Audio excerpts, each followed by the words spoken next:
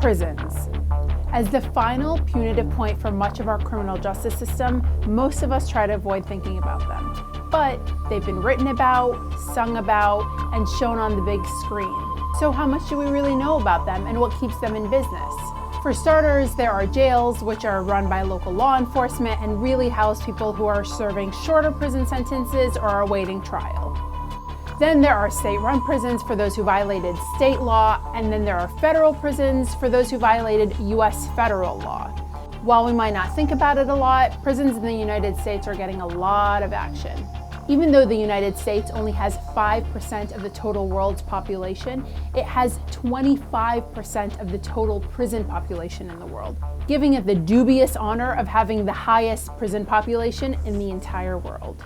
Prisons are generally run by the Federal Bureau of Prisons, but there are also private prisons. And we've heard about those recently because the Obama administration has called for the phasing out of these for-profit private prisons that are housing federal inmates. These types of prisons took off when we were in the midst of the war on drugs in the 1980s and 1990s, which dramatically increased the number of federal inmates that we had in our prison system.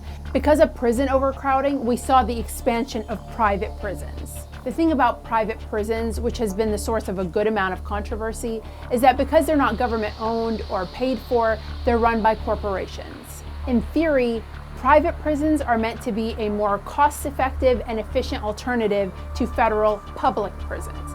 But because they're a corporation, they have corporate goals, which is to turn a profit. And that means that their goal could be different than public prisons, whose ultimate goal is to rehabilitate prisons and have them enter back into mainstream society. Issues like private prisons promising to keep a certain number of prisoners in their facilities or overcharging for services or utilities are only some of the problems that are plaguing this system. However, it's because of the increased number of safety and security incidents that have taken place at these types of prisons that the Obama administration is now working to phase them out.